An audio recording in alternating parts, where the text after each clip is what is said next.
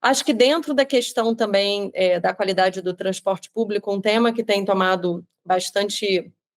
tido bastante força, né, é a questão do assédio, violência de gênero no transporte. A gente já vê algumas cidades caminhando, né, com algumas medidas, e esse é um tema fundamental, né? Então, que tipo de protocolo que existe, que tipo de canal de denúncia, como é que a gente assegura um sistema realmente seguro, né, para as mulheres, para todos os usuários, mas no caso, né, as usuárias mais prejudicadas são as mulheres negras, que tem toda uma questão de machismo junto com racismo também, né? Então tem um impacto maior, assim, tem vários estudos que já mostram essa conexão, né? Essa ênfase, né? A partir desse, enfim, essa dupla violência, né? Que essas mulheres vivenciam no sistema. Então a gente pensar, né, em protocolos e em canais de denúncia, em sistemas de defesa das mulheres e que garantam a segurança é algo fundamental. E também sistemas que sejam acessíveis para todas as pessoas, né? Então, acho que a gente tem aí uma série de questões, não só em termos de linguagem acessível, né, informações acessíveis, mas também o ônibus de piso baixo, né, a questão da velocidade, a questão da qualidade das estações, a iluminação, né, as informações que estão sendo dadas ali, seja em tempo real, seja nos pontos. Tem uma série de questões que são muito importantes para a gente garantir, né, sistemas efetivamente acessíveis, e acho que esse é um tema importante também da gente ver uma evolução, né? Então, eu diria que a gente precisa apertar aí os botões para promover um renascimento do sistema de transporte público. A gente não pode abrir mão do transporte público nas cidades, né? As cidades resilientes precisam de sistemas de transporte público limpos, efetivos, eficientes, confiáveis, né, em termos de serviço prestado, seguros, confortáveis, acessíveis do ponto de vista tanto da infraestrutura quanto acessível financeiramente, né? E a gente precisa, acho que a pandemia, né, deixou bem evidente para a gente que a gente não pode ficar sem um sistema de transporte público. Os cenários de emergência climática também nos mostram que o sistema de transporte público é fundamental para a gente não aprofundar a desigualdade nas cidades, né? Então a gente precisa, essa é uma das prioridades.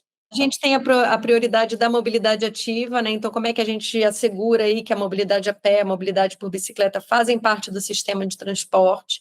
Claro que a gente precisa partir também da discussão de financiamento. A discussão sobre financiamento, ela é ampla e ela inclui todos os campos da mobilidade, né? Então, a gente precisa de infraestrutura, de recurso, tanto para implementar infraestruturas, né, quanto para garantir aí manutenção, operação de sistemas. Então, isso é fundamental.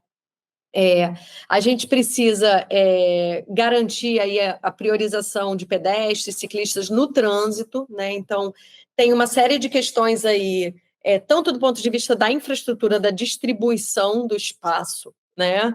Garantindo aí que a gente tenha espaço para uma rede cicloviária de qualidade, que a gente tenha espaço para o pedestre, né? Que a gente tenha boas calçadas, que a gente tenha espaço de fato, porque o que a gente vê nas últimas décadas é o pedestre e o ciclista cada vez mais apertados, o usuário de transporte público também nas estações cada vez mais apertado, né? E a gente alargando as faixas de rolamento e garantindo mais espaço para o carro. Então, a gente precisa reverter, né, essa distribuição e também repensar a questão da velocidade, que é fundamental. A gente precisa reduzir os limites de velocidade da cidade, implementar medidas físicas de redução de velocidade, são as moderações de tráfego e também medidas de fiscalização, né, semafóricas, radares, enfim, sinalização de um modo geral, né, redefinição mesmo, repensar a hierarquia das vias.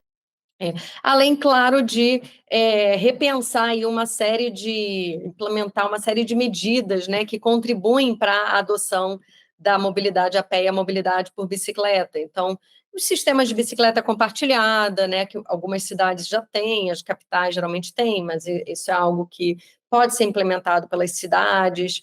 As integrações tarifárias também entre o sistema de transporte público e de bicicletas compartilhadas, bicicletários nas estações, bicicletários espalhados pela cidade, ações de urbanismo tático, enfim, ações pensadas para melhorar o espaço público, melhorar a circulação pela mobilidade ativa. Isso é algo muito atrativo também, né, para a população. Isso é algo que gera uma série de possibilidades de engajamento com diversos equipamentos, atores. Então, isso é algo assim que tem um capital político tão interessante, né, para a vida no bairro, para a qualidade de vida nas cidades. Então, eu acho que eu vejo isso como uma grande oportunidade também para as pessoas eleitas, assim, de formas de engajamento, de participação, de escuta da população, né? São atividades que geram essas oportunidades.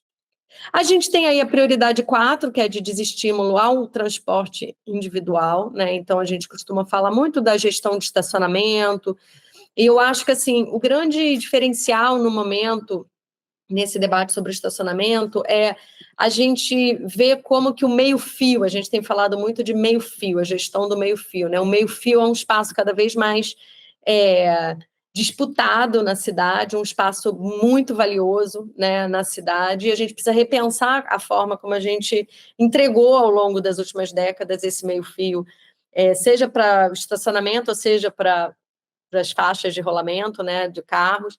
Então, a gente repensar nesse meio-fio como um espaço que pode ser ciclovia, que pode ser ponto de ônibus, que pode ser parklet, que pode ser ponto de parada de carga e descarga, que pode ser ponto para entregadores, né? Com a pandemia, a gente aumentou tanto o número de entregadores na cidade, e são pessoas que não tem a menor infraestrutura na cidade, né? A gente vê, assim, muitas vezes, não tem onde apoiar a bicicleta, não tem onde sentar, não tem onde descansar, não tem nada. Então, como é que a gente repensa esse meio-fio? Também como esse espaço que repensa, assim, as circulações e os usos na cidade. Pode ser embarque e desembarque de veículos compartilhados, pode ser pontos de recarga para bicicletas elétricas, por exemplo, ou veículos elétricos. Então, tem tanta coisa que pode acontecer no meio-fio, e a gente precisa, então, repensar esse meio-fio como um espaço, de fato, valioso na cidade, um espaço que precisa, né, se for para ser privatizado o dia inteiro, um carro vai ficar estacionado ali, esse carro tem que pagar caro por isso. Né? E esse dinheiro tem que ir para o fundo municipal e tem que ser revertido em infraestrutura de transporte. Né? Então, tem todo aí um repensar, né, do meio-fio, e aí, claro, o estacionamento entra aí também, né, para garantirmos aí um melhor uso desse espaço para todas as formas de deslocamento, de mobilidade que a gente quer priorizar, né, na cidade.